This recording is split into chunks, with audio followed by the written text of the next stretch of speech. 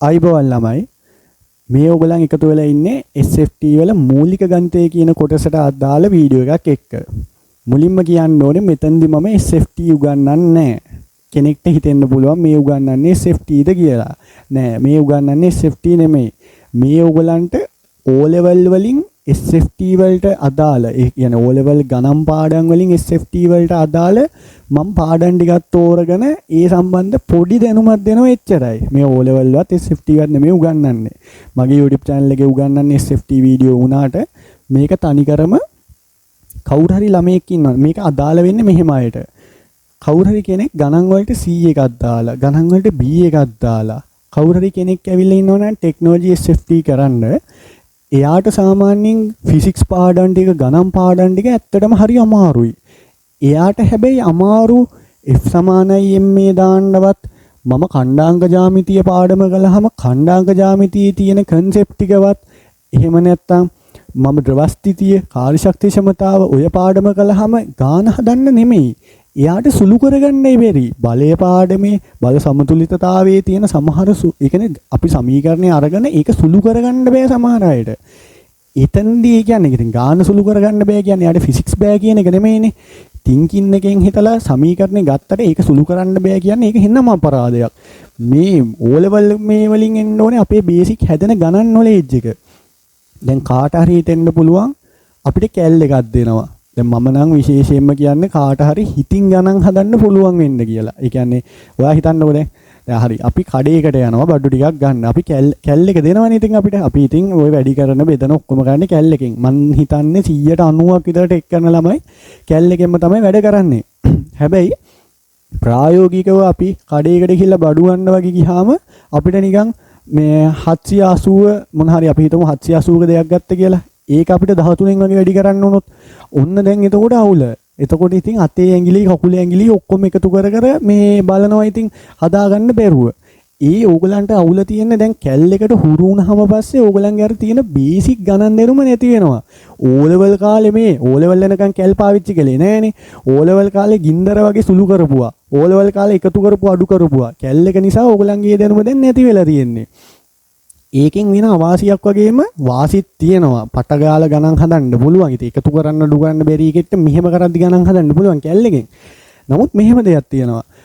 ඔයාට ගානක් ඇතුලේ කැල් එකට වඩා ඉක්මනට හිතින් හිතලා ගාන හදන්න පුළුවන් නම් MCQ පේපරේ වාට පැයකමාරෙන් පැයෙන් කරදැයි. එහෙම නැත්නම් කවුරු හරි කෙනෙක් ගානක් දීලා හදන්න කිව්වහම කැල් දිග අරගෙන මෙහෙම කොට කොට ඉන්නවට වඩා පට ගාලා ගාන හදතේකි හිතින් හදන්න පුළුවන් නම් දැන් තව මේක වැදගත් වෙන තව තැනක් කියන්න. ඕගලන් දැන් MCQ එහෙම කරද්දී ඕගලන්ට තේරිලා නැද්ද? ගාන හදන් යනවා. හරියටම ගාන හදනවා. ඊට පස්සේ ඔයා ගන්න උත්තරේ MCQ පහේ නෑ. මෙහෙමයි. හරියටම ගාන හදනවා කිව්වේ ඒකයි. වැරදියට හදලා උත්තර පහෙන් උත්තරේ හෙව්වා කියලා උත්තරේ නෑ. මම මේ කියන්නේ ගාන හරියට හදලා උත්තරේ නෑ වෙන මොකද්ද මගුලක් තියෙන්නේ. හැබැයි ඔයා ගත්ත උත්තරේ පොඩ්ඩක් එහෙට මෙහෙට කරලා ඒ උත්තරේට හදන්න පුළුවන්. විශේෂයෙන් දැකලා නැද්ද මේ මූලත් එක්ක උත්තරෙද්දි මූල ගණන් දැක්කත් බය වෙනවා අපේ ළමයි. ඉතින් ඉව්වට බය වෙන්න එපා. මේ කරන තැන් ඒ කියන්නේ මේ මම මතක් කරන තැන් ටික හොඳටම ඇති. O level ඒ කියන්නේ Aද Bද Cද දාලා නෑ SFT එකක් දාන්න ඕනේ කෙනෙක්ට පුළුවන්. මේක දැන් හරියට වැඩේට සෙට් වුණා ගේම ගෙහුවා. මේ දෙන තල්ලුව හැබැයි ටිකක් වටිනවා. ඉතින් තනිකරම මේකෙන් සුපිරි ගේමක් ගහගන්න පුළුවන්. මුලින්ම කියන්න දැන් මම ඇයි මේ සාධක භාග කියන පාඩම් දෙක උගන්වන්නේ. මේක කරන්නේ දැන් බලය. ඒ වගේම මට මේක එන්නේ නැති තැනක් කියන්න බැරි තරම්. එන තැන් කියනවට වඩා එන්නේ නැති තැනක් කියන්න බැරි තරම්. ඒ තරම් මේව හැමතැනම තියෙනවා. දැන් අහන්න එපා SFT පේපරේ දැන් බලයයි සාධකයිද එන්නේ කියලා. එහෙම මෙහෙම කෙලින්ම සාධක සොයන්න පොදු සාධක එහෙම එන්නේ නැහැ. ගානකදී වාගේ නොලෙජ් එක තමයි එතන බැලෙන්නේ. මේක මේ වගේම ET කියන තැනේදීත් වටිනවා. කවුරු හරි ET මේක කරන ළමයෙක් බලනවා නම් එයාටත් මේක වටිනවා. කියන දේ තේරෙයි LRC වගේ පරිපත ඒව සුළු කරද්දි.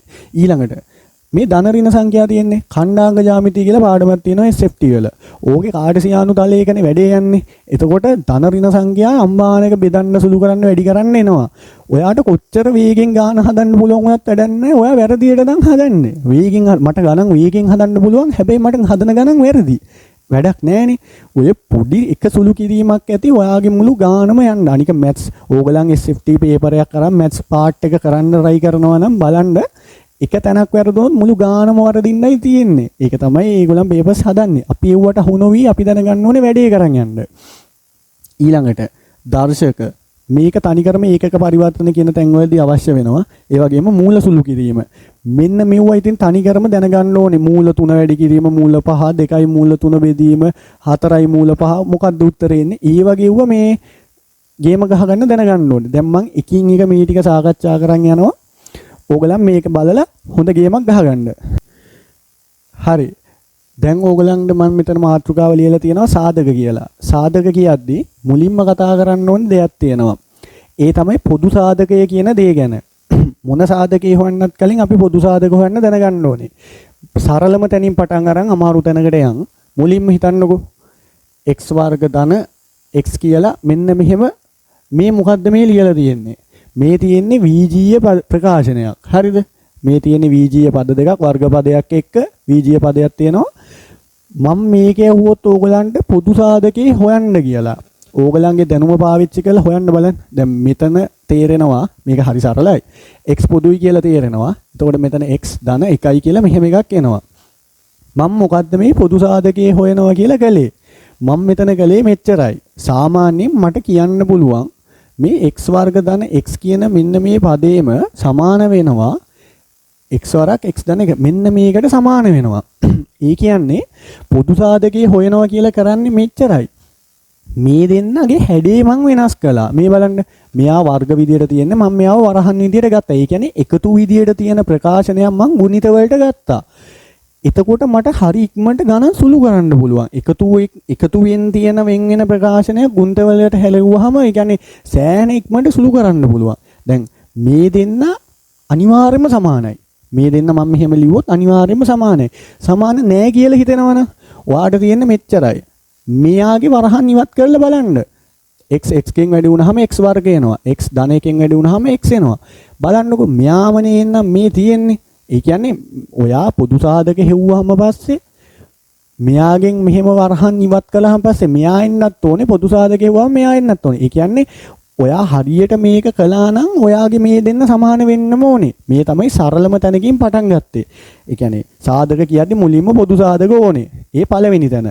ඊළඟට සාධකවල වැදගත්ම දේ තමයි පොදු සාධකයේ වගේම ඊළඟට තියෙනවා වර්ග දෙකක අන්තරය කියලා දෙයක්. ඒ කිව්වේ හිතන්න x වර්ග ඍණ y වර්ග. මෙන්න මෙහෙම මේ අවස්ථාව මම කියන්නම් ඇයි මම මේක උගන්වන්නෙත් කියලා. කවුරු හරි මේක බලන කෙනෙක්ට හිතෙන්න පුළුවන් මොකටද අපි මේව ඉගෙන ගන්න කියලා. මේ තියෙන වර්ග දෙකක අන්තරයක්. මේකත් වර්ගයක් මේකත් වර්ගයක් අන්තරය කියන්නේ අඩු කිරීම. හරි. ගණිතයේදී මෙහෙම දෙයක් තියෙනවා. ඔයා නිකන් හිතන්න x ධන y x ඍණ y මෙන්න මෙහෙම පද දෙකක් තියෙනවා කියලා. අපි දන්නවා සාමාන්‍යයෙන් අපි වරහන් ඉවත් කරද්දී මෙයාගෙන් මේ x ගෙන් මේ පදේ වැඩි කරනවා x ඍණ y ව. ඊළඟට මේ y ගෙන් ආයේ මෙයාව වැඩි කරනවා. ඒ කියන්නේ y x ඍණ y මෙන්න මෙහෙම වැඩි කරනවා. හරිද? මෙහෙම වැඩි කළාම පස්සේ දැන් මම මේ වරහන් ඉවත් කරන්න යන්නේ x වර්ග ඍණ xy ඊළඟට ධන yx කිව්වත් xy කිව්වත් එකයි ඍණ y වර්ග. මෙන්න මෙහෙම එකක් එනවනේ මෙයාගේ මේ වරහන් ඉවත් කරාම පස්සේ පේනවනේ ධන xy ට ඍණ xy කපලා යනවා කියලා. ඊට පස්සේ x වර්ග ඍණ y වර්ග කියලා මට මෙන්න මෙහෙම පදයක් එනවා. මම මෙයාගේ වරහන් ඉවත් කළාම පස්සේ මේ ඇවිල්ලා තියෙනවනේ ප්‍රකාශනයක්. මට කියන්න පුළුවන් මෙයාට හානියක් මං කළේ නෑනේ කිසිම වෙලාවක. ඉතින් මට මෙයාට කියන්න පුළුවන් මෙන්න මෙහෙම තියෙන සෑම අවස්ථාවකම ගණිතයේදී පිළිගත්ත සම්මතයක් තියෙනවා. මට ලියන්න පුළුවන් x ඍණ y මේක මාරුනොත් කමන්නේ x ධන y කියලා මට මෙහෙම ලියන්න පුළුවන්. මෙන්න මේක ගණිතයේදී පිළිගත්ත සම්මතයක්. දැන් මම ඔයාලට කියන්නම් ඇයි මේක දැන් අපි SFT වල මම උගන්වන්නේ මේක මං කිව්වේයි කියලා. ගණන් දෙකලා තියනවාද වර්ගඵලයේ පරිමාව කොටසෙදී මෙන්න මෙහෙම සිලින්ඩරයක් තියෙනවා. ඒ සිලින්ඩරයේ මැද්දේ කුහරයක් තියෙනවා. R කියලා අපි ගමු මේ ලොකු සිලින්ඩරයේ අරය කැපිටල් R, පොඩි සිලින්ඩරයේ අරය අපි ගමු සිම්පල් R. අපි හිතමුකෝ මෙයාගේ මේ අඳුරු කර ඇති කොටසේ වර්ගඵලය හොයන්න කියලා. දැන් මේ වගේ තැනක කොහොමද? දැන් අපි මෙහෙමයි. වෘත්තයක වර්ගඵලය හොයන්න මොකද්ද? ෆයිර් වර්ග ඍණ දැන් මෙයාගෙන් ෆයිර් වර්ග මෙහෙම අඩු කරාම උත්තරේ එනවා. දැන් අපි මෙහෙමයි මෙයාගේ උත්තරේ හොයලා මෙයාගෙත් හොයලා දෙන්න අඩු කරන එක SFT මට්ටමට ගැලපෙන්නේ. අපි පොඩ්ඩක් දැන් A level කරන ළමයිනේ. එතකොට අපි හිතන්න ඕනේ මේ දෙන්න දිහා බැලුවාම දැන් බලන්නකෝ මම සුළු කරන විදියක් කියන්නම්. ඒ කියන්නේ වෙලාවත් ඉතුරු වෙනවා ඇත්තටම හරියට වැඩේ කළොත්. මම මෙතන 5 පොදුවට ගන්නවා. 5 පොදුවට ගත්තාම R වර්ග ඍණ R වර්ග කියලා මෙහෙම උත්තරයක් එනවා. ඔයාට තේරෙනවද මේ තියෙන්නේ මේකම තමයි නේද? මේ තියෙන්නේ වර්ග දෙකක අන්තරයක්. අපි මේකට මං අගයක් දාන්නම්කෝ. කැපිටල් R කියන්නේ 14යි, සිම්පල් R කියන්නේ 7යි කියලා. මෙතන මේ තියෙන්නේ 14 වර්ගයේ ඍණ 7 වර්ගය කියන එකයි. දැන් මම මෙතන මේ 5 මට මේ ආව වර්ග දෙකක අන්තරයක් විදිහට ලිව්වොත් 14 ඍණ 7 මේ මෙහෙම වරහන් දෙකක් තියෙද්දි එක වරහනක් කොටු වරහනක් එනවා. ඒක මම ඉස්සරහට කියන්න. ඊළඟට මෙතන මට ලියන්න පුළුවන් 14 ධන 7 කියලා. ඊළඟට මෙන්න මෙහෙම වරහන් වහනවා. දැන් බලන්නකො 14න් 7ක් අඩු කරන්න 7යි. 14යි 7යි 21යි. 4ක් 1 7යි 4ක් 2 14යි.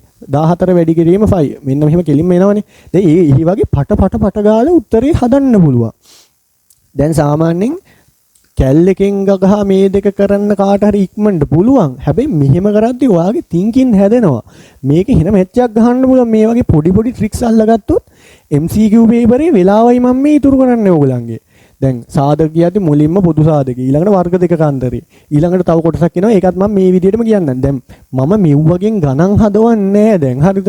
මොකද්ද ගණන් හදවනවා කියන්නේ? නිකන් හිතන්නකො මෙහෙම 50 වර්ගයේ ඍණ 100 වර්ගය මේ එව්වා ඕගලන් O level කාලේ හදලා තියෙනවා. පොදු සාධක හොයන්න එව්වා O level කාලේ කරලා තියෙනවා. එව්වා ඉගෙන ගන්න SFT1 මං කාලේ නාස්ති ඉගෙනගෙන තේරුම් නැහැ. අපි දැන් මේක ඊළඟ පාර්ට් එකට යමු. හරි ළමයි. ඊළඟට සාධක කියද්දි වැදගත්ම වෙන දෙයක් තමයි ත්‍රිපද වර්ගජ ප්‍රකාශන. ඒ මොකක්ද ඒ කිව්වේ? ඉස්සර නම් O level කාලේ මේක නොදන්න කෙනෙක් නැහැ. දැන් SFT කරන්න අරගෙනත් මේක 25 කෙනෙක් බලනවා නම් අවුරුදු එකමාරක් දෙකක් ඇතිනේ. දැන් ඊ මොනවාද වගේ ඇති. කමන්නේ x වර්ග ධන 7x ධන 10. මේ තියෙන්නේ ත්‍රිපද වර්ගජ ප්‍රකාශනයක්. මේකේ මේ තියෙන්නේ වර්ග පදය. එතකොට මේ තියෙන්නේ මැද පදය. මම මේ පද ටික මාක් කරන්න ඒක වටිනවා මැද පදය. එතකොට මේ තියෙන්නේ නියත පදය. මෙව්ව පොඩ්ඩක් අහගන්න මෙව්වගෙන් වැඩ් එක ගණන් ටික හදට හැකි. ඔයා පොරක් වෙන තරමට මේකේ වාට SFT එකේ ලකුණු ගන්න පුළුවන්. ඒකයි හරිද? මේ තියෙන්නේ ත්‍රිපද වර්ගජ ප්‍රකාශනයක්. මේකේ පළවෙනියට මේ තියෙන්නේ වර්ග පදය. ඊළඟට මේ තියෙන්නේ මැද පදය. මේ තියෙන්නේ නියත පදය. ඒ කියන්නේ සංඛ්‍යාවක්. මේ වගේ එකක් සුළු කරද්දී ඕගලන් දන්නවා පොඩි තියරියක් තියෙන්නේ. හරිද? මම මුලින්ම කියන්න. මේ තියෙන්නේ වර්ග පදයනේ. වර්ග පදයේ සංගුණකය කිව්වොත් දැන් සාමාන්‍යයෙන් y වර්ග කියලා මෙහෙම නිකන් තියනවා කියලා හිතන්නකෝ. මෙයාගේ සංගුණකය කීයද? සංගුණකය කියන්නේ මේ වර්ග පදේ ඉදිරියෙන් ඇති අගය. මුකුත් පේන්නේ නැහනේ. එහෙම පේන්නේ නැහැ කියන්නේ මෙයාගේ සංගුණකය 1යි කියන එක. හරිද? මෙහෙම 2x වර්ග කියලා තිබ්බොත් එතකොට මෙයාගේ සංගුණකය කියන්නේ 2ට. ඒක අවුලක් නැහනේ. ඒක පොඩි දෙයක් කිව්වේ. ඊළඟට මුලින්ම අපි කරන්නේ මේකයි. මේ නියත පදේ ගන්නවා. අරගෙන එයාව වැඩි කරනවා මේ වර්ගපදයේ සංගුණකයෙන්. දැන් සංගුණකයේ 1යිනේ. ඒකත් ධන 1 තියෙන. දැන් මේ ඒක කිසිම ධන ඉන්න කතාවක් නැහැ. මෙතන නම් ධන 1 තියෙන්නේ. නියත පදයේ වර්ගපදයේ සංගුණකයෙන් වැඩි මම මේ කියන අමුතු වචන වලට හිතන්න එපා. 10 ගත්ත මෙයා ඉස්සරහගෙන් වැඩි කළා. හරිනේ? ඒකත් ඊට සරලයි. ඉතින් උත්තරේ 10යි. දැන් මම පොඩි දෙයක් කරන්නේ. පොඩි කොන්දේසියක් තියෙනවා. දැන් මම මෙන්න මේක හදන. ඒක තමයි ಗುಣ කළාම 10 හැදෙන්නත් ඕනේ. එකතු කළාම මේ මැද පදේ හැදෙන්නත් ඕනේ. එන්නේ එහෙම සංඛ්‍යා දෙකක් දැන් මම හොයාගන්න ඕනේ ගුණාකාර දෙකක්. නිකන් මම කියන්නම් බොරුවට මේක වටේ ගිහලා තේරුමක් නැහැනේ. දැන් 10 හැදෙන සංඛ්‍යා දෙකක් කියන්න කිව්වොත් 10 වරක් 1 10නේ. හැබැයි මෙහෙමයි ගුණ කළාම 10 එනවා. හරි අවුලක් නැහැ. හැබැයි එකතු කරාම 7x හැදෙන්නේ නැහනේ. එතකොට මට කියන්න පුළුවන් මෙහෙම 5 වරක් 2 අවුලක් නැහැ. ගුණ කළාම 10 එනවද? ඔව් 10 එනවා. එකතු කළාම 7x වෙනවද? ඔව් වෙනවා. 7x වෙනවා. හරි. ඒ කියන්නේ ප්‍රශ්නයක් නැහැනේ. ඉතින් මට දැන් මේ පදේම ලියන්න පුළුවන් x වර්ග ධන 5x ධන 2x ධන 10. ඔන්න ඔහම ත්‍රිපද වර්ගයේ ප්‍රකාශනය මෙහෙම ගලවලා මේම ආකාරයෙන් ලියන්න පුළුවන්. මෙහෙම තුනක් තියෙන තැන්වල හතරකට කඩාගත්තාම ඉක්මනට සුළු කරන්න පුළුවන්. ඒකත් හතරකට කඩන විදියක් තියෙනවනේ. ඒ කියන්නේ මැද පදේ අපි කොන්දේසියක් අරගෙන අපි එහෙම තමයි ගැඩුවේ. නිකන් මට ඕනේ ඕන ඉලක්කම් ගන්න බෑ මෙතනට. හරිද? දැන් මේ වගේ තැනක දැන් මට තියෙන පොදු සාධක ඉවත් කරන්න. x මෙතන x පොදුයි ධන මෙහෙම 5 එනවා. මෙතන 2 පොදුයි ඊළඟට x ධන 5. දැන් මෙතනත් මේ x ධන 5 x ධන 5 දෙන්නම පොදුයිනේ. මම එයාව ඉවතට ගන්නවා x ධන 5යි කියලා. මෙතනින් එළියෙන් එනවා x ධන 2යි කියලා. මේ හෙව්වේ ත්‍රිපද වර්ගජ ප්‍රකාශනයක මූල. මේවට කියන්නේ. මේ වගේ එකක් සුළු කරගන්න දැනගන්න ඕනේ දල වශයෙන්. දැන් ඇයි මේ වගේ එකක් සුළු කරන්නේ අපි? ඛණ්ඩාංග ජ්‍යාමිතිය කියන පාඩමේ ඒකජසිත නෙමෙයි වර්ගජසිත කියලා කොටසක් තියෙනවා. වර්ගජසිත කියන කොටසෙදි එන්නෙම අපිට මේ වගේ දේවල්. මේ වගේ දේවල් වලින් අපිට කියන ඕන සූත්‍ර වගේක් දීලා ඒක පාඩම් කරලත් ගේමක් ගන්න පුළුවන්. මම ඒක ඒ තැනේදී කියන්නම්. මේක බලන සෙකන්ඩ් ෂයි කෙනෙක්ට නම් මේක ක්ලික් වෙන්න ඕනේ. මේ වගේ එකක් අපි සාමාන්‍යයෙන් මේ x සමානයි ඍණ b බෙදීම 2a මෙහෙම සූත්‍ර තියෙනවා. හරිද? මේ සූත්‍ර වලට ආදේශ කර කරත් කරන්න පුළුවන්. හරිද? සූත්‍ර අමතක වුණොත් මොකද කරන්නේ? ඒ වගේ වෙලාවක අපිට ගාන දිහා බලලා ගන්න විදි තියෙනවා. ඒකට තමයි මම කිව්වේ මෙව පුරුදු වෙන්න කියලා. ලොකු ප්‍රශ්නයක් නැහැනේ. මේ ගාන ලියලා එකපාරක් හදාගන්න. එතකොට මේ කතන්දරේ ඉවරයි ආයි. ත්‍රිපද වර්ගජ ප්‍රකාශන කියන එක හරි. දැන් මම කිසිම වෙලාවක මෙන්න මේක ආයෙ ලියවලා මේ වගේ ගණන් 10ක් විතර හදවන්නේ නැහැ. ඒක තේරුමක් නැහැ. එන්න එහෙම කෙනෙක් තේරුමක් නැහැ. මං හදන concept එක කිව්වා කාට හරි ඕන විදිය මේකනේ. මොකද්ද කළේ? නියත පදයේ ගත්තා x වර්ගයේ ඒ කියන්නේ x වර්ග පදයේ සංගුණකයේ ගත්තා ඒ දෙන්න වැඩි කළා මෙතනින් ලිව්වා. මෙයා ಗುಣ කළාම මෙයා හැදෙන්නත් ඕනේ එකතු කළාම මැද පදේ හැදෙන්නත් ඕනේ.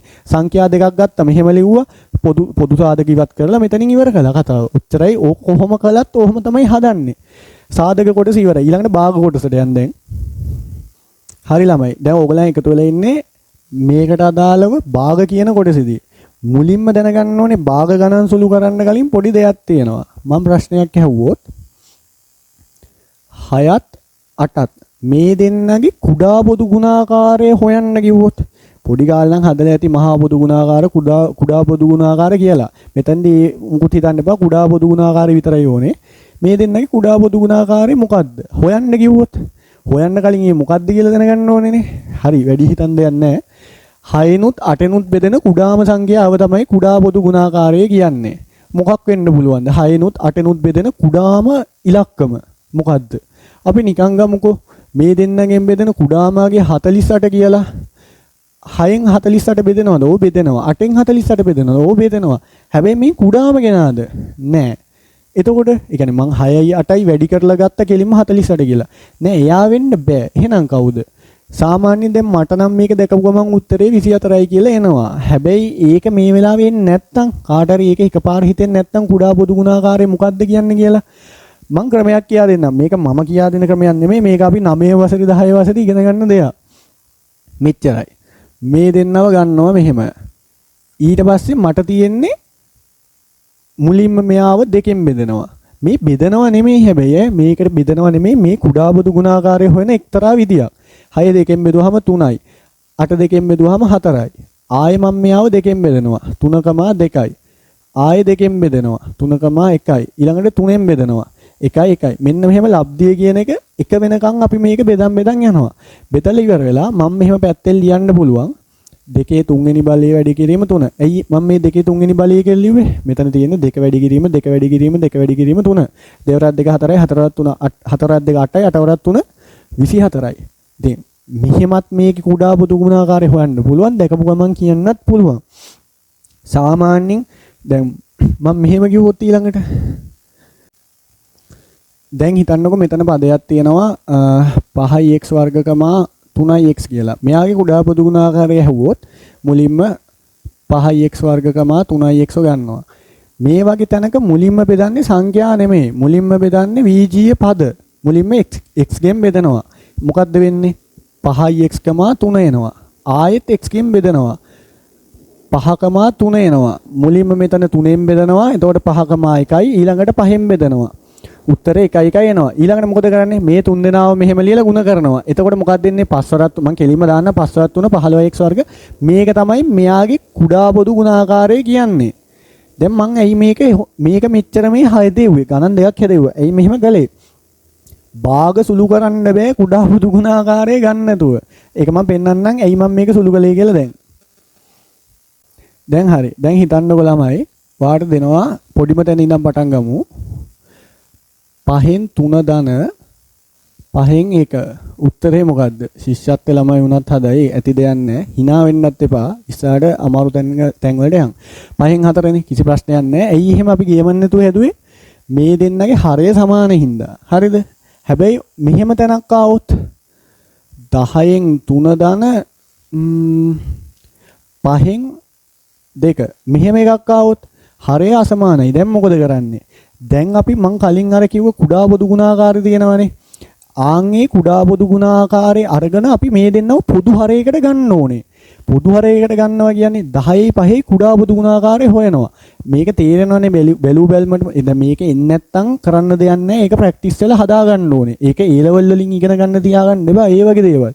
ඒව අපේ හැදෙන්න ඕනේ. මං කියවනේ මේක බලන ළමයි විවිධාකාර කොටාසයක් ඉන්නවා. O level සමහර ළමයි ඉන්නවා ඔක්කොම හැදිච්ච A level වලට එද්දී ඒගොල්ලන් ඔක්කොම ඒගොල්ලන්ගේ ස්කිල් හදාගෙන එන්නේ. එහෙම අයත් ඉන්නවා. එහෙම නැති අයත් ඉන්නවා. එහෙම නැති අයට තියෙන ප්‍රැක්ටිස් කරලා ඒක හදාගන්න. මෙව්ව අපේ සබ්ජෙක්ට් එකේ සුළු කිරීම වලදී මාර වටිනවා. ඒ කියන්නේ මම මේ කියන කොටස කවුරු හරි කෙනෙක් බලනවා නම් එයා බලන්න ඕනේ සිලබස් එක ඉගෙන ගන්නත් කලින්. සිලබස් එක ඉගෙන ගන්න කලින් මෙව්ව බැලුවාම මාර බූස්ට් එකක් එනවා එයාට. ඉතින් වැඩ කරන්න ලේසි. මේ දෙන්නගේ පොදු හරි කුඩා පොදු ගුණාකාරී විදිහට ගත්තාම 10 එනවා. ඊළඟට 10 වරක් ඒ කියන්නේ අපි බලනවා මෙයාට 10ට 10 එව්ව කීයද? 1යි. 1 වැඩි කරනවා 3ෙන්. ඒ 3ෙන් වැඩි ආයෙ බලන්න 10ට 10 එව්ව 1යි. 1 වැඩි කරනවා 3ෙන්. උත්තරේ 3යි. ධන 10ට 5 එව්ව කීයද? 10ට 5 එව්ව කීයද? 10 ගත්ත 5ෙන් බෙදුවා. එච්චරයි. හරිද? 10ට 5 එව්ව බලන්න එහෙම. ඉතින් මේ හින සිංගිති ගණන් හරිද? 10ට 5 එව්ව 2යි. 2 වැඩි කරා 2ෙන් දෙවරක් 2 4යි. ඉතින් මෙතන උත්තරේ එනවා 7ෙන් 10යි කියලා. හරිද? දැන් මෙහෙමයි කවුරු හරි කියයි පොඩි කාලේ වගේ මේ ඉතින් සර් මෙයාවත් 2කින් වැඩි කළා මෙයාවත් 2කින් වැඩි කළා නම් හරි කියලා. ඔව් උත්තරේ නම් එනවා. ඕගලගෙන් ඊට වඩා දෙයක් බලාපොරොත්තු වෙන්න ඕනේ ඒ ලෙවල් වලට. දැන් ওই සිස්සත්ත කාලේනේ ඔහොම කළේ. ඊට වඩා දෙයක් බලාපොරොත්තු වෙන්න ඕනේ. දැන් භාග සුළු කරන්නේ මෙහෙමද? ඕන්නම් ලොකු ගණන් ටිකක් හදවන්න පුළුවන් මට අල්ලලා. දැන් අපි මම එක ගානක් හදන්නම් ටිකක් ඕගලන්ගේ මේ පොඩ්ඩක් අර ඔළුව වෙහෙසෙන්න එක ගානක් හදන්නම්. හරි ළමයි. දැන් මම මෙතන ගානක් ලියලා තියෙනවා.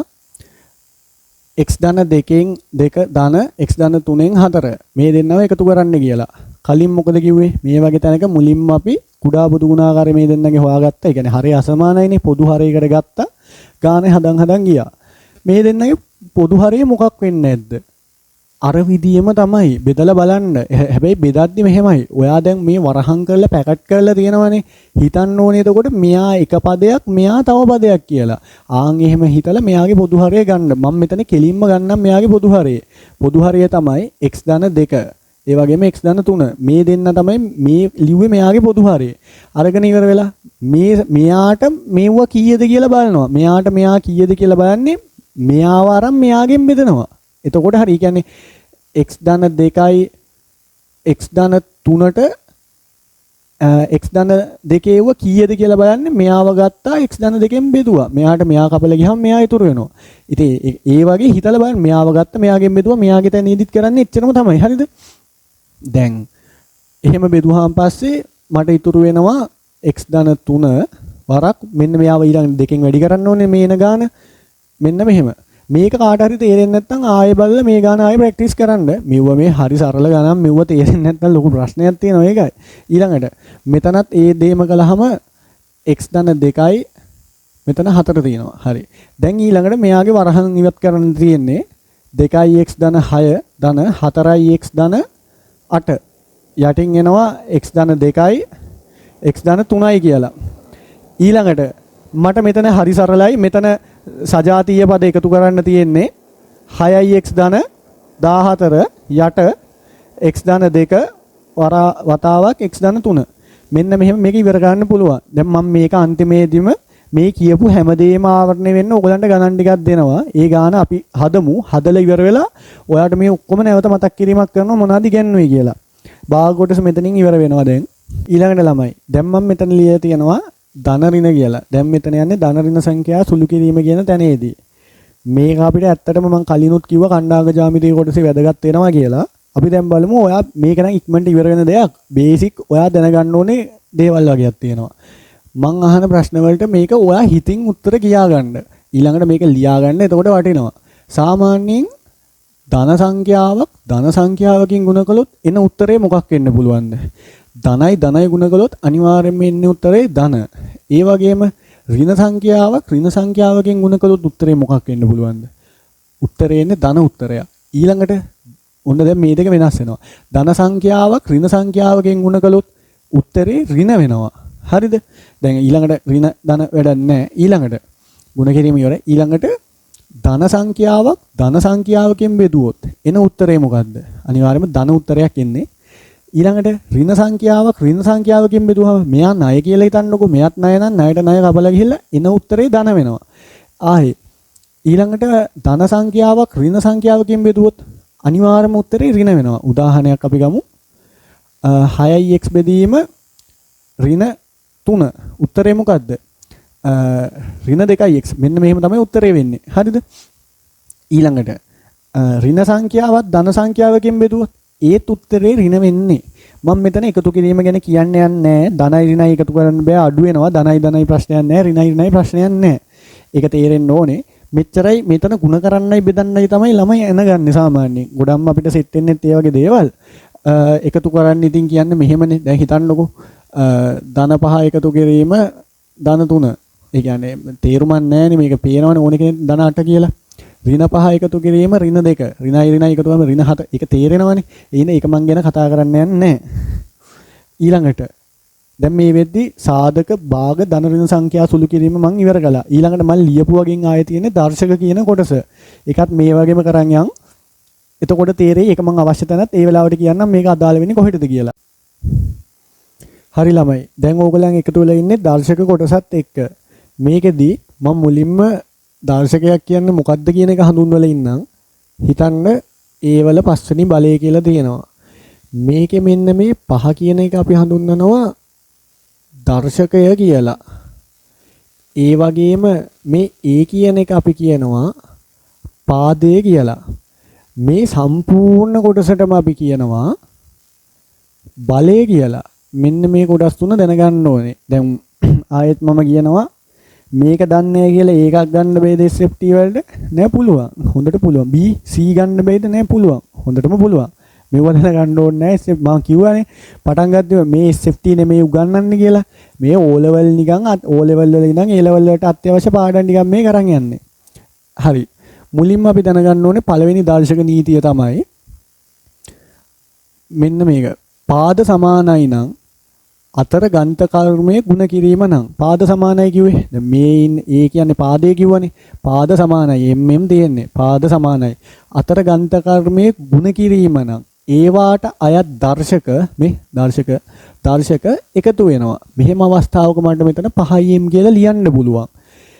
මේ වගේ තැන් අපිට ඇත්තටම එනවා. ගණන් සුළු කරන තැන් වලදී මාර විදියට වටිනවා මේක දැනන් ඉන්න එක.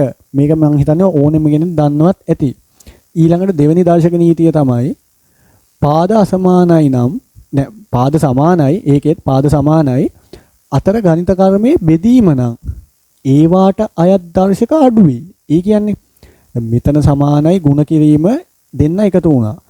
මෙතන පාද සමානයි අතර ගණිත කර්මයේ බෙදීම නම් ඒවාට අයත් දර්ශක අඩු වෙයි. එතකොට මට මෙතන එන්නේ m3යි කියලා. මේ 6න් 3ක් අඩු කරලා මෙන්න මෙහෙම ගත්තා. හරි. ඒ තමයි දෙවෙනි දර්ශක නීතිය. ඒ කියන්නේ ಗುಣ කිරීමේදී එකතු වුණා බෙදද්දී අඩු වුණා. ඕනෑම සංඛ්‍යාවක බිඳුවෙනි බලය උත්තරේ 1යි. ඕනෑම සංඛ්‍යාවක බිඳුවෙනි බලය උත්තරේ 1යි. නිකන් කාට හරි නිකන් හිතන්න දෙයක් කියන්න.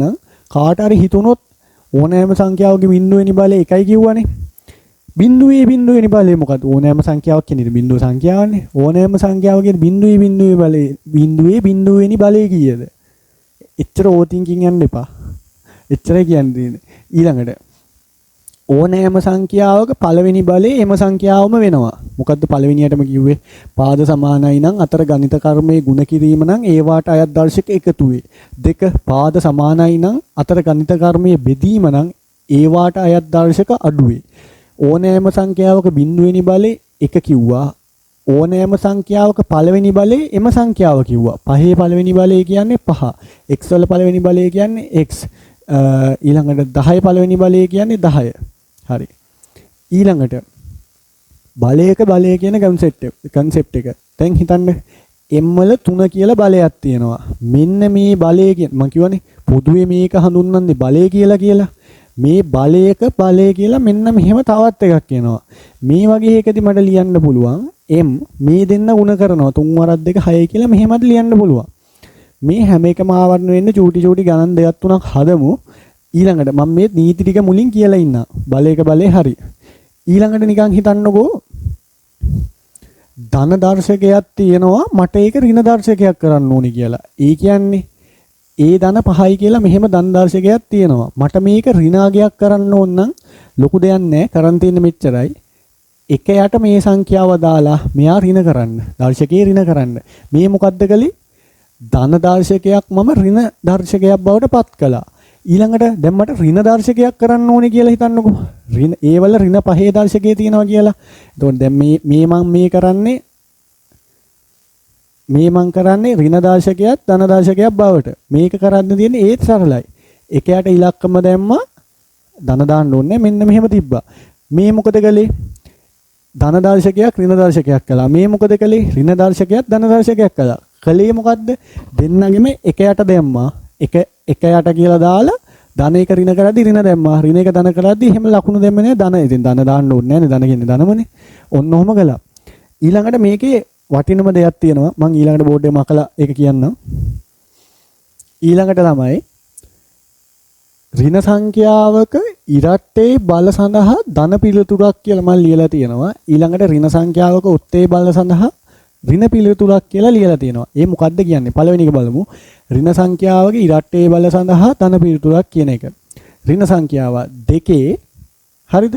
දෙකේ ඉරට්ටේ කියන ඔත්තේ ඉරට්ටේ දන්නවනේ හරිද? දෙකේ 4. 4 කියන්නේ ඉරට්ටේ සංඛ්‍යාවනේ. දෙකේ 4 වෙනි බලය.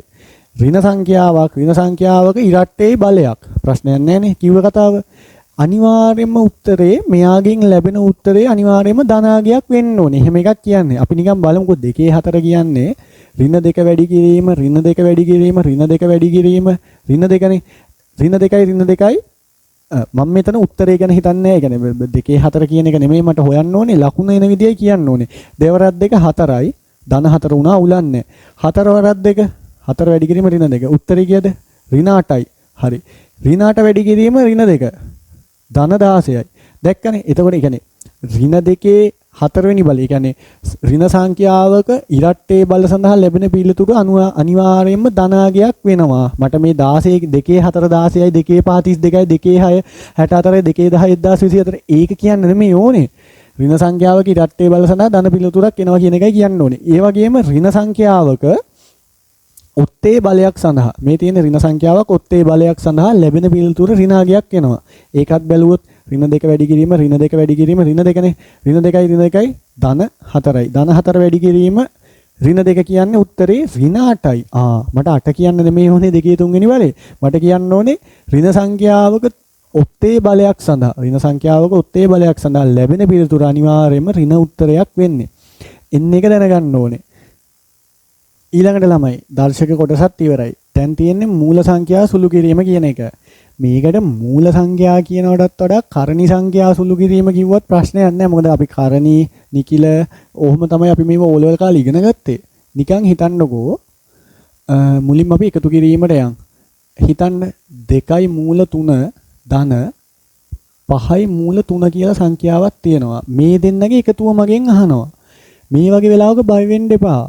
ඔයා හිතන්න මේ මූල සංඛ්‍යාව නිකන් මෙහෙම මේ තියෙන්නේ 2x එතකොට මේ තියෙන්නේ 5x මේ x කියන පදේ මේකට හිතා ගන්නකො දැන් මේ දෙන්න එකතු කළොත් ඔයාට 7x එනවා මේ දෙන්න එකතු කරාම මොකක්ද එන්නේ අනිවාර්යයෙන්ම 7යි මූල 3 කියන අගය තමයි එන්නේ මේ මූල කියන ඒවා එකතු කරන්න ඕන ඔහම මේ වගේ එකක් සෙට් වුණොත් ඔහමයි කරන්නේ ඊළඟට අඩු කරද්දි 5යි මූල 3 ඍණ 2යි මූල 3 උත්තරේ කීයද?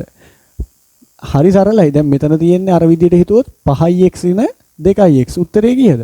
3x නේ. ඒ වගේම මෙතන එන්නේ 3යි මූල 3 කියන එක. ඒ කියන්නේ එකතු කරන්න අඩු කරන්න ඒක ප්‍රශ්නයක් නැහැ. දැන් හදිස්සියවත් මෙහෙම වුණොත් 2යි මූල 3ට එකතු කරන්න ඕනේ 4යි මූල 5ක්. මේක එකතු කරන්න පුළුවන්ද? මේක එකතු කරන්න බෑ. එයි බෑ කියන්නේ අර විදියටම හිතන්නකෝ ඊජීය පදයක් ආදේශ කරලා මෙයා වෙනුවට x ආදේශ කරලා මෙයා වෙනුවට y ආදේශ කරලා බලන්නකෝ. 2x ධන 4y එකතු කරන්න බෑනේ. ඒක තේරෙනවනේ. ආන් ඒ වගේ තමයි. ඊළඟට දැන් එකතු කරන එක හරි අඩු කරන එක හරි. දැන් මේක ಗುಣ කරන්න આવොත් විශේෂයෙන්ම කියන්න ඕනේ මූල දෙක ಗುಣ කිරීම මූල දෙක. උත්තරේ මොකක් වෙන්නේ නැද්ද?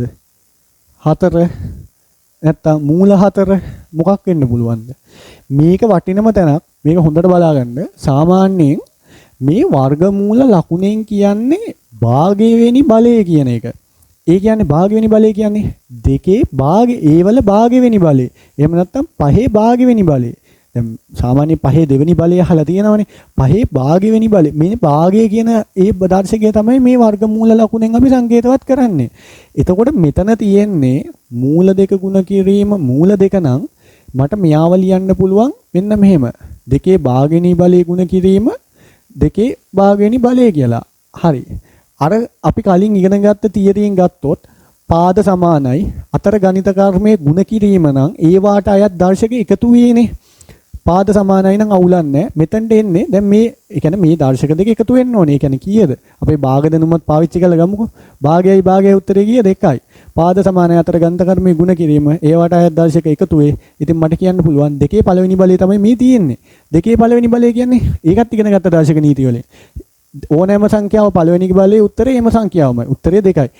මෙහෙම තියෙන හැම අවස්ථාවකම අපිට මෙන්න මෙහෙම අගයක් එනවා කියන්න පුළුවන්. ඒ කියන්නේ මෙහෙම වුණොත් ඒ මූල ಗುಣ කිරීම ඒ මූල තිබ්බොත් උත්තරේ ඒ.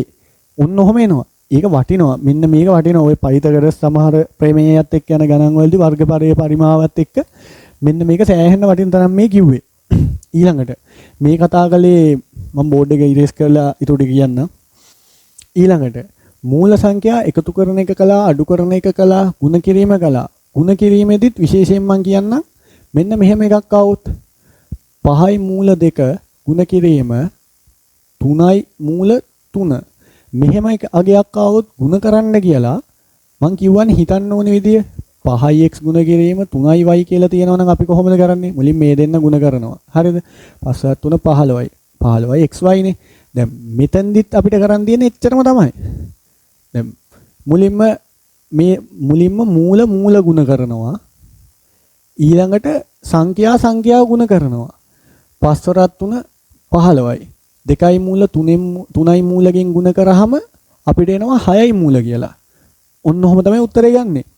බෙදන්න තිබ්බත් මේ විදිහටම තමයි යන්නේ. තනිකරම දැන් මේ වගේ තැන් වලට මීට කලින් බය වුණා නම් දැන් තේරෙන්න ඕනේ මේ එහෙම බය වෙලා තේරුමක් නැහැ. දැන් මේ ගණන් මං අද 100ක් 200ක් හැදෙව්වත් තේරුමක් නැහනේ. ඕගලන් අනික මෙහෙමයි. ෆිසික්ස් කෙමිස්ට්‍රි වුණත් මැත්ස් මේ SFT පාර්ට් එකේ වුණත් ගණන් 100ක් හදලා 101ක් හදනවා 101 වෙනි ගාන හදනවා කියන එක නෙමෙයි වෙන්න ඕනේ. එක ගානක් හරි දෙකක් හරි හදලා හරිද? ඒකේ තියෙන concept එක ඒ කියන්නේ ගණන් කටපාඩම් කරන්න බෑනේ. ගණන් අපි හදලා ඒ સિદ્ધාන්තය අරගෙන concept physics එකම කටපාඩම් කරන්න බෑ. අපි දන්න logic එක අරගෙන දැන් නිව්ටන්ගේ නියම තුන කටපාඩමින් කිව්වා කියලා බලය ගණන් හදන්න බෑනේ. ඒ logic එක අරගත්තා. ඒ logic එකෙන් එන ගාන වෙන අලුත් ගානක් නෙදෙන්නේ. හදපු ගණන් pass paper වල. ඒ කියන්නේ ඔයා pass paper එක හදපු ගානක් ඔයාට දෙන්නේ නැහනේ ඔයාගේ paper එකට. ඉතින් ඔයා දැනගන්න ඕනේ අලුතෙන් දෙන ගානට ඔයාගේ thinking හදාගෙන ගේම ගහන්න. එතකොට දැන් ගණන් පාඩම් කළා මේක තමයි විදිය. මම ඕගලන්ට කියන්නේ මේ තමයි විදිය. ඒ විදිය මතක තියාගන්න ඒක කරකු ඕගලන්ගේ ගණන් සුළු කරලා ගාන හදාගන්න. දැන් මගේ මේ මූලික ගණිතය කියන වීඩියෝ එක මෙතනින් ඉවර වෙනවා. කාට හරි හිතෙන්න පුළුවන් මේ මොකද්ද මේ ලියලා තියෙන SFT short note program කියලා. මේ තියෙන්නේ මේ වගේම වීඩියෝ සීරීස් එකක් එනවා. SFT වල maths part එක, ඒ වගේම SFT වල physics පාඩමෙන් 90 ඒ ෆිසික්ස් පාර්ට් එකෙන් 95ක් විතර කෙමිස්ට්‍රි පාර්ට් එකෙන් වැඩි හරියක් ICT පාර්ට් එක මම මෙතන කතා කරන්නේ නැහැ. ඒ හැරුණම පාඩම් 15ක් 16ක් විතර මම මේ ෂෝට් නෝට් ප්‍රෝග්‍රෑම් එකක් විදියට මම YouTube එකේ ප්ලේලිස්ට් එකක් හදලා අප්ලෝඩ් කරනවා. ඒක බලන්න ඒකෙන් සෑහෙන දෙයක් ගන්න පුළුවන්. හැබැයි මෙහෙමත් මුලින්ම කියන්න ඕනේ ඒක ගොඩක් වටින්නේ දැන් මේ වෙද්දි කවුරු හරි C මට්ටමක ඉන්නවා නම් ඌට ඒකක් ගන්න ඒ හොඳටම ඇති. ඒකේ කෙනාට A+ එකක් ගන්න ඒක සුපිරි. 35 කෙනෙක් ඉන්නවනම් එයාට CA එකකට යන්න පුළුවන්. ඉතින් CA එකකට ආපු එකේ ඌක ඒකකට ගියා නම් මරුනේ BA එකට ගියා නම් සුපිරිනේ. දැන් ෂෝට් නෝට් එකයි නෝට් එකේ වෙනස මුලින් දැනගන්න. දැන් නෝට් එකක් කියන්නේ සම්පූර්ණ අංග සම්පූර්ණ දෙයක්. ෂෝට් නෝට් එක කියන්නේ නෝට් එකෙන් අපි ගන්න හරය. ඒක තමයි ෂෝට් නෝට් එකක් කියන්නේ. දැන් මගේ ෂෝට් නෝට් ප්‍රෝග්‍රෑම් එක බලලා ඔහොමද පාඩම් උගන්වන්නේ කියලා එහෙම ජජ් කරන්න එපා. මම තියරි රිවිෂන් උගන්වන්නේ මෙහෙම නෙමෙයි. මේ කරපු කොටස මගේ පන්ති වල ළමයිට මම මුලින්ම කරවලයි පටන් ගන්නෙ. එතකොට දැන් මේ සම්බන්ධව ෂෝට් නෝට් ප්‍රෝග්‍රෑම් එක සම්බන්ධව ඉස්සරහට වීඩියෝ ඇටේ. ඒකට ඕගලන් වෙනම සෙට් වෙන්න. මෙතනින් මූලික ගණිතයේ කොටස ඉවර වෙනවා. මේක නැවත නැවත කරන්න. ඒ කියන්නේ මෙව්වා අමතක වෙනවා. කාලෙන් කාලට ගුරුවරු දැන් අපි හිතමු ෆිසික්ස් පාර්ට් එකක් උගන්වනවා නම් මෙව්වා ටිකක් වැය වෙයි. මැත්ස් පාර්ට් එක වෙනවා නම් වැය වෙයි. ඔය කෙමිස්ට්‍රි පාර්ට් එකක් උගන්වනවා නම් ඒ වගේ වෙලාවට SFT වල ඝන කාලයක් එනවා. ඕක මම මේ කියන එක තේරෙයි. ඕගලන් පාඩම් ඉගෙන ගද්දී ඕගලන්ට ළඟ ළඟ ගණන් පාඩම් සෙට් වෙයි. සිලබස් එක අරන් බලන්නකෝ. මුලින් බලය තාප රසායනය ඔහොමම අර කෙමිස්ට්‍රි වලත් ගණන් හදන සීන් එකක් එනවා. අන්තිම වෙද්දී රසායනික කර්මාන්ත ස්වභාව නිෂ්පාදන ඉව්වගේ ගණන් නැහැ. එතකොට ඔයගලගේ ගණන් ස්කිල් එක බහිනවා. එතකොට මේ ගණන් හදන්න පුළුවන් හැකියාව නැති වෙනවා. ඒ හින්දා නිතර මාසෙකට සැරයක් මේ වීඩියෝ එක බලලා හෝ වෙන කාගේ හරි වීඩියෝ එකක් බලලා හෝ මම මේ කිව්ව පාඩම් පහ ආවරණය කරගන්න. මාර්ගයමක් ගහද හැකි. ඔයගලන්ට වැඩෙක් වගේ සින් සිංගාල ගණන් ටික ඔක්කොම හදත හැකි. එච්චරයි කියන්න තියෙන්නේ. ඒ වගේම ළමයි අන්තිම වශයෙන් මට කියන්න තියෙන්නේ මේ වීඩියෝ එක සම්බන්ධ මොනියම් හෝ ගැටලුවක් තියෙනවා නම් කමෙන්ට් සෙක්ෂන් එකෙන් දාන්න. අපේ පන්ති තියරි රිවිෂන් පේපර් ක්ලාස් ටිකක් යනවා. ඒවට සම්බන්ධ වෙන්න ඕන නම් 07 230 32 34 මේ WhatsApp නම්බරයට මැසේජ් එකක් දාන්න. මගේ ඇඩ්මින් කෙනෙක් රිප්ලයි කරයි. අන්තිමට මට කියන්න තියෙන්නේ මේකේ ඔයා perform කරන තරමට ඔයාට ලකුණු හම්බෙයි. ඒ වගේම ඔයා මේකේ වැඩ කරන්නේ නැහැ කියලා කියන්නේ ඔයාට ලකුණු නැහැ. ඔයා වැඩ කළොත් ඔයාට ලකුණු තියෙනවා. ඒක සරලයිනේ. එතකොට ඕගලන් මහන්සි වෙන තරමට වැඩ කරන තරමට පේපර්ස් කරන තරමට ඕගලන්ගේ ලකුණු බලන් ඉද්දි වැඩි වෙයි. එක රැයෙන් S1 C එහෙම C වෙලා ඊළඟ රැය C1 A වෙලා. එහෙම වෙන්නේ නැහැ. 35ක් ගත්ත ළමයා ඊළඟ පේපරේට 38ක් කරන් 40ක් කරන් ඔහොමම මේක පඩි බෙලක් වගේ නැගන් යන්න තියෙන්නේ. මේක කරන්න පුළුවන්. මේක බැරි නෑ. ඉතින් ඕගලන්ට සුබ පතනවා. තවත් වීඩියෝ එකකින් අපි හම්බෙමු. ඕගලන්ට ජය වේවා.